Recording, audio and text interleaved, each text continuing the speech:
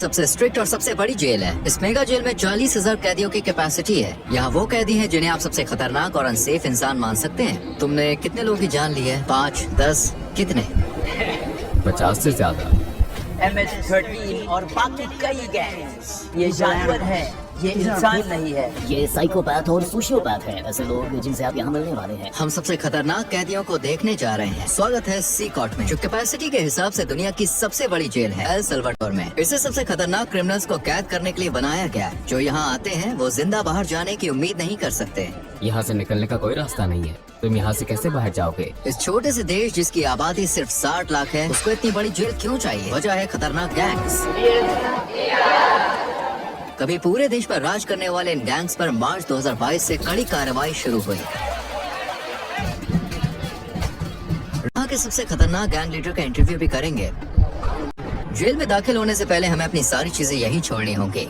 हम सिर्फ कैमरा और माइक्रोफोन साथ ले जाएंगे बस। धीरे धीरे पास करो, कैमरे की तरफ देखो, बॉडी स्कैनर। मुझे याद नहीं रहा कि मैंने अपनी वेडिंग रिंग उतारी है। इसे वहाँ रखना होगा। ये मशीन कुछ भी छुपने नहीं देती। ये हाई कैपेसिटी एक्सरे स्कैन हड्डियों और अंदरूनी अंगों तक को दिखा देता है। इसे खास तौर पर नए कैदियों की जांच के लिए इस्तेमाल किया जाता है, ताकि कोई भी अपनी बॉडी में ऐसा सामान न ले जाने की कोशिश करे जो पूरी तरह से प्रतिबंधित है। ये लोग चीजें निगल लेते थे या फिर बजा और एक के जरिए अंदर लाने की कोशिश करते थे। सिक्योरिटी पार करने में 1 घंटा लग गया, जबकि हमें मीडिया के रूप में इनवाइट किया गया था और इसके लिए महीनों पहले अप्लाई किया था। गार्ड्स ने मास्क पहना है क्योंकि वो यहाँ एक जोखिम भरा काम कर रहे हैं। अगर उनकी पहचान हो गई तो टाउन सेंटर्स जाना उनके लिए और भी खतरनाक हो सकता है, क्योंकि इनके गैंग्स के बहुत सारे कनेक्शन है, इसलिए उन्हें अपनी पहचान छुपानी पड़ती है। आप मास्क क्यों नहीं पहनते? मुझे उनसे आमने सामने बात करनी पड़ती है, उनकी आंखों में देखकर। वो पहले से ही जानते हैं कि मैं कौन हूँ। अब एक बार जब वो सी कॉर्ट का परमानेंट पार्ट बन जाते हैं तो वो अपने परिवार और प्रियजनों से हमेशा के लिए संपर्क खो देते हैं, क्योंकि फैमिली विजिट स्ट्रिक्टली मना है। कैदियों के मॉड्यूल्स में जाने से पहले हम जेल के आर्मरी सेक्शन में गए। ये हिस्सा किसी भी संभावित दंगे के मामले में जरूरी है, क्योंकि यहाँ के क्रिमिनल्स दुनिया के सबसे खतरनाक क्रिमिनल्स माने जाते हैं। जब क्रिमिनल्स को अरेस्ट कर बस में ले जाया जाता है तो उनके मूवमेंट को रोकने और ऑफिसर्स की सुरक्षा के लिए कई तरह की हथकड़ियाँ और जंजीरें लगाई जाती हैं। क्योंकि जेल बहुत बड़ी है, हमें बस से जाना होगा। अब हम मॉड्यूल एरिया में एंटर कर रहे हैं। देश को सुरक्षित रखने के लिए सी कॉर्ट में 1000 स्टाफ मेंबर्स काम करते हैं। ये लगभग इम्पॉसिबल है, लेकिन बस सोचिए अगर कोई कैदी इस किले नुमा जेल से बाहर निकल भी जाए तो जो छोटे छोटे पत्थर आप देख रहे हैं उन्हें जानबूझकर यहाँ रखा गया है। इन पत्थरों पर चलते ही आवाज होती है जैसे अलार्म बज गया हो। ऐसे में चुपचाप भागना नामुमकिन है। सी कॉर्ट को एक अलग अलग जगह पर अपनी पूरी इंफ्रास्ट्रक्चर के साथ बनाया गया है, जिसमें इलेक्ट्रिकल और सीवेज सिस्टम भी शामिल है, ताकि बाहरी रोक टोक ना हो सके। अगर बिजली कट जाए या पानी की सप्लाई रुक जाए तो सिस्टम्स और पावर प्लांट से 1 हफ्ते तक काम कर सकते हैं। मुझे बहुत एक्साइटमेंट हो रही है। अब हम दुनिया के सबसे खतरनाक क्रिमिनल्स के आमने सामने होने वाले हैं। माहौल काफी तनावपूर्ण है। अब हम एक मॉड्यूल के अंदर जा रहे हैं। आप यहाँ तीसरे और चौथे मॉड्यूल को एक साथ देख सकते हैं। जो क्रिमिनल इनमें से किसी एक इमारत में घुसता है वो कभी इन दरवाजों से बाहर नहीं निकलता। कुछ ही कदमों में हम 2500 से ज्यादा कैदियों के बीच होंगे।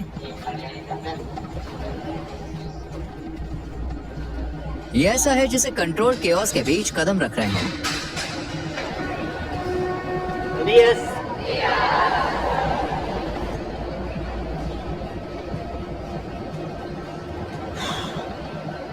उनकी सारी नजरें मुझ पर हैं। वो मेरे हर कदम को देख रहे हैं। मैं उनकी आंखों से नजरें मिला रहा हूँ। यहाँ इतने सारे लोग हैं, मेरे पास शब्द नहीं है। मुझे बहुत बेचैनी महसूस हो रही है। सभी कैदियों ने सफेद शर्ट, शॉर्ट्स और चप्पल पहनी होती है। उनके पास और कोई सामान नहीं होता। ज्यादातर कैदी मुश्किल से 20-25 साल के होते हैं और गंभीर अपराधों के लिए दोषी ठहराए गए हैं। इतिहास के सबसे कुख्यात क्रिमिनल के पास भी आमतौर पर 20 से 30 पीड़ितों का रिकॉर्ड होता है, लेकिन यहाँ कुछ कैदी सैकड़ों मासूम लोगों की जान लेने के लिए जिम्मेदार हैं। क्या मैं कैदियों से कुछ पूछ सकता हूँ? नहीं, बिल्कुल नहीं। अगर आपकी कोई सवाल है तो मैं उनका जवाब दूंगा। जानने की उत्सुकता है कि इन ग्रुप लीडर्स में से किससे मेरा इंटरव्यू होगा। यहाँ हर कैदी को इतनी लंबी सजा दी गई है जिसको आप इमेजिन भी नहीं कर सकते। एक चीज जो नहीं बदलती वो ये है कि ये कैदी कभी भी बाहर नहीं जाएंगे और कभी सूरज की रोशनी नहीं देख पाएंगे। जेल के अंदर बाहर आने जाने की इजाजत केवल स्टाफ और कभी कभी मीडिया को है। ये लोग कभी भी इस बिल्डिंग को नहीं छोड़ेंगे। अगर आप उनके चेहरे को देखें तो उनकी आंखों में खालीपन दिखेगा। इनके पास भविष्य के लिए कोई उम्मीद नहीं है। ये लोग बहुत रोबोटिक लगते हैं। इनकी जिंदगी एकदम बेजान चल रही है। ये खुला कोना इनका टॉयलेट एरिया है। पीने के पानी के लिए एक नीले बैरल पर निर्भर रहना पड़ता है। ये कैदी अपने 4 लेवल वाले बंक बेड पर पूरा दिन बिताते हैं। इन्हें ऐसे ठूस कर रखा गया है जैसे गोदाम में सामान रखा जाता है। स्वच्छता और अनुशासन के लिए कैदियों के बाल हर 2 हफ्ते में जेल स्टाफ द्वारा काटे जाते हैं। लंबे बाल या दाढ़ी सिर्फ गंदे ही नहीं होते, बल्कि इनसे तेज धार वाली चीजें भी छुपाई जा सकती है। चलो देखते हैं। अपनी शर्ट उतारो और यहाँ लाइन में खड़े हो जाओ। अब ये अपनी शर्ट्स उतार रहे हैं। ये कैदी कभी MS-13 और बोरियो 18 गैंग्स का हिस्सा थे जो एल सल्वाडोर के मोहल्लों पर राज करते थे। इन 2 दुश्मन गैंग्स ने सालों तक लोकल लोगों से पैसे वसूले और उन्हें बहुत तकलीफ दी। यहाँ बोरियो 18 और MS-13 दोनों गैंग्स एक ही सेल में हैं। हाँ बिल्कुल, पूरा मॉड्यूल ऐसा ही है। सभी इसी तरह रहते हैं। बाहर अगर कोई दूसरे के इलाके में जाता है तो उसे बुरी तरह से मारा जाता है, लेकिन यहाँ वो आखिरी सांस तक एक साथ रहते हैं। ये एक दूसरे पर हमला किए बिना कैसे रहते हैं? इन्हें साथ रहना सीखना पड़ता है। यहाँ ये जेल में है, सड़क पर नहीं। ज्यादातर कैदियों के शरीर पर यहाँ तक कि चेहरे पर भी टैटू है जो उनकी गैंग की वफादारी को दिखाते हैं। MS-13 के लिए टैटू में आमतौर पर शुरुआती अक्षर या नंबर 13 होता है। दूसरे गैंग के मेंबर 18 या 666 जैसे निशान इस्तेमाल करते हैं जो 18 तक जोड़ते हैं और शैतान का प्रतीक माने जाते हैं, या रोमन नंबर्स का इस्तेमाल करते हैं। चेहरे पर गैंग टैटू होना इस बात का साफ संकेत है कि वो संगठन के सबसे बेरहम और बड़े मेंबर्स में से एक हैं। सड़क पर ऐसे व्यक्ति से टकराना मौत को सामने देखने जैसा है। मकड़ी के जाल का टैटू रिप्रेजेंट करता है कि व्यक्ति न्याय व्यवस्था के जाल में फंसा है और लंबी जेल की सजा काट रहा है। शैतान के सींग वाला टैटू अंधेरे का प्रतीक है जो इन लोगों के शैतान की पूजा करने को दर्शाता है। कुछ तो यहाँ तक दावा करते हैं कि उन्होंने अपने काम शैतान के आदेश पर किए हैं। आंसू की बूंद वाला ये टैटू दर्शाता है कि उस व्यक्ति ने किसी की जान ली है। अगर 3 आंसू हैं तो इसका मतलब है कि उन्होंने इतने लोगों की जान ली है कि उनको अब इस चीज की गिनती भी याद नहीं है। अभी हंसो बाद में रो वाक्य वाले जो मास्क हैं या फिर जो जोकर के टैटू हैं, वो ये संदेश देते हैं कि मुश्किलों में भी मजबूत रहो और परिणामों का सामना बाद में करो। क्या जब भी हमारा कैमरा किसी सेल पर फोकस करता है तो अक्सर हम किसी कैदी को चुपचाप कुछ शब्द बोलते हुए देखते हैं। जेल की सलाखों के पीछे भी गैंग के मेंबर बाहर ऑर्डर्स भेजने की कोशिश करते हैं। एक कैदी ऐसा ही कर रहा था। उसका मैसेज ब्लॉक करने के लिए सेंसर कर दिया। ये गैंग सभी भी काफी ताकत रखते हैं। अफवाह है कि ये मासूम लोगों को निशाना बनाकर बदला लेने का प्लान बना रहे हैं। इसके जवाब में अधिकारियों ने चेतावनी दी है कि वे कैदियों पर और सख्त कदम उठाएंगे। अगर उन्होंने ऐसा किया तो उन्हें जेल में खाना नहीं मिलेगा। मैं कसम खाता हूँ वो एक दाना चावल भी नहीं खाएंगे। फिर देखते हैं वो कितने दिन टिकते हैं। यहाँ कैदियों को दिन में 3 बार सुबह, दोपहर और रात का खाना मिलता है। हम कैदियों के साथ इंटरव्यू शुरू करने से पहले आपको एक ऐसी जगह दिखाना चाहते हैं जो अब तक देखी गई जगहों से भी ज्यादा खौफनाक है। ये है आइसोलेशन सेल एरिया। जब कैदी कानून के मुताबिक कोई नियम तोड़ते हैं तो उन्हें इन आइसोलेशन सेल्स में भेजा जा सकता है। कानून मुझे इन्हें 15 दिनों तक यहाँ रखने की इजाजत देता है। इन सेल्स के दरवाजे पूरी तरह से बंद होते हैं। इस ग्रिड से मैं इन्हें देख सकता हूँ और पहचान सकता हूँ कि अंदर कौन है। यहीं पर हम इन्हें खाना देते हैं और दरवाजा खोलने से पहले हथकड़ी लगाने के लिए इस स्पेस का इस्तेमाल करते हैं। स्वागत है आइसोलेशन सेल में। अगर कोई कैदी मिसबिहेव करता है तो उसे यहीं भेजा जाता है। वो ये नहीं जानता कि कितना समय हो चुका है या उसे और कितनी देर तक यहाँ रहना होगा। दिनों या हफ्तों तक वो इस कंक्रीट के बिस्तर पर सोता है बिना बाहर निकले। वो बाहरी दुनिया से पूरी तरह कटे होते हैं, अकेले केवल अपने ख्यालों के साथ। देखिए यहाँ पर पीने के लिए एक बेसिन है। यहीं से वो पानी लेते हैं और यहीं वे टॉयलेट करते हैं। पीने के पानी का बेसिन और टॉयलेट पास पास हैं। टॉयलेट हाल ही में इस्तेमाल किया गया है और गंदा दिखता है, जिससे लगता है कि सेल का हाल ही में इस्तेमाल हुआ है। उनके पास रोशनी के लिए इकलौता ये छोटा सा छेद है जिससे मुश्किल से सूरज की रोशनी अंदर आती है। यही छेद ताज़ी हवा का भी इकलौता साधन है। कि सबसे मुश्किल बात क्या है? अंदर आप अपने हाथ भी नहीं देख सकते। जब कोई कैदी आइसोलेशन में होता है तो जरूरी है उसके पास पढ़ने को हो जो उसका दिमाग शांत रख सके, लेकिन यहाँ कुछ भी नहीं मिलता। चाहे कोई क्रिमिनल कितना भी कठोर क्यों ना हो, अकेलापन उन्हें तोड़ देता है। ये हमारे यहाँ के क्रिमिनल्स के लिए जरूरी है जो कभी खुद को भगवान मानते थे। ये लोगों का जीना मरना तय करते थे। वे माफी मांग सकते हैं और शायद भगवान उन्हें माफ कर दे, लेकिन यहाँ न्याय होना चाहिए क्योंकि इतने सारे पीड़ितों के लिए वो यही डिजर्व करते हैं। अब हम साइको नाम से मशहूर कैदी का इंटरव्यू लेने जा रहे हैं। उसका 34 साल का क्रिमिनल रिकॉर्ड है और पिछले 25 साल से वो एक संगठन में बड़ी पोस्ट पर रहा है। 10 मिनट। इस कैदी के चारों ओर सुरक्षा सुनिश्चित करने के लिए 12 गार्ड्स भी काफी नहीं है। मास्क उतारो। तुम्हारा नाम क्या है? मेरा नाम मार्विन आर्नेस्टो है। तुम्हारी उम्र कितनी है? मैं 41 साल का हूँ। तुम 41 के नहीं लगते, तुम ज्यादा से ज्यादा 35 के लगते हो। ये अच्छी बात है कि तुमने कहा, क्योंकि मुझे तो बुरा महसूस होता है। क्या मैं तुम्हारे टैटू देख सकता हूँ? MS-13 तुमने इस क्राइम ऑर्गेनाइजेशन को कब ज्वाइन किया? 2004 में, लेकिन मैंने क्रिमिनल रिकॉर्ड 11 साल की उम्र से शुरू कर दी थी।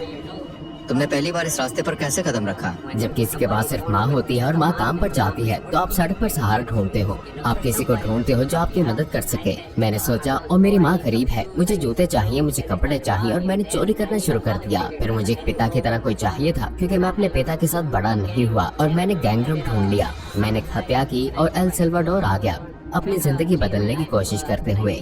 लेकिन यहाँ और गैंग्स थी और मैंने वही करना शुरू कर दिया और मैं फिर पकड़ा गया। मैं हमेशा ऐसा इंसान रहा हूँ जो अपने मन में ठान ली गई चीजों को पूरा करना चाहता था, और मैंने वो सब कुछ किया जो मुझे करना था। लेकिन देखो, मैं यहाँ हूँ। शैतान अपने लोगों को ऐसे ही इनाम देता है। क्या सच है कि इस क्राइम ऑर्गेनाइजेशन में शामिल होने के लिए किसी की जान लेनी पड़ती है? हाँ, पहला शिकार शायद तुम्हारे किसी रिश्तेदार का ही होता है। मुझे सच में याद नहीं है कि कितने लोगों की जान ली थी, लेकिन हाँ, क्योंकि तुम्हें अपनी गैंग के लिए इलाका हासिल करना होता है। मैंने अपनी माँ, अपने पिता, अपने बेटे, सब कुछ यहाँ गैंग्स की वजह से खो दिया। मेरा मतलब है मैं USA में अपने परिवार के साथ एक बेहतर जिंदगी जी सकता था, लेकिन तुम जानते हो हमने गलत फैसले लिए। यही इसका नतीजा है। इसलिए मैं युवाओं से कहता हूँ, अरे स्कूल जाओ, अपने माँ और पिता की बात सुनो। वो जिंदगी मत जियो जो हम जी रहे हैं। इससे बाहर निकलने का कोई रास्ता नहीं है। तुमने कितने लोगों की जान ली है? 5 या 10? कितने? नहीं, अगर तुम जेल में मेरे बाद के समय की बात करो तो शायद 50 से ज्यादा। कभी कभी ऐसा करना पड़ता है। वक्त के साथ तुम इतने निर्दयी और पत्थर दिल कैसे बन गए? मैं सच में सवाल का जवाब नहीं दे सकता। सिकॉट में रहते हुए अपने परिवार को कभी ना देख पाने के बारे में तुम्हें कैसा लगता है? मुझे बहुत बुरा लगता है, क्योंकि मैंने अपने बेटे को आखिरी बार तब देखा था जब वो 5 साल का था, और अब वो 21 साल का है। मैं उसे देखना चाहता हूँ। मैं उसे कहना चाहता हूँ, सुनो, वो गलतियाँ मत करना जो तुम्हारे पिता ने की। एक बेहतर जिंदगी की तलाश करो। जिन लोगों को तुम्हारे कारण नुकसान हुआ वो भी अपने प्रियजनों को कभी नहीं देख पाएंगे, और तुम भी अपने परिवार को नहीं देख सकोगे। किसी को याद करने की भावनाओं से कैसे निपटते हो? मुझे बुरा लगता है। कभी कभी, जैसे मैंने बताया, मैं अपने बिस्तर पर लेटता हूँ और बहुत सी चीजों के बारे में सोचता हूँ। कभी कभी मैं रोता हूँ और कहता हूँ, तुम्हारे जिंदा रहने की प्रेरणा क्या है? एक दिन अपनी जिंदगी बदलना और भगवान को पाना। मैंने भगवान से कहा, मुझे माफ कर दो, मुझे माफ कर दो जो मैंने किया। ठीक है।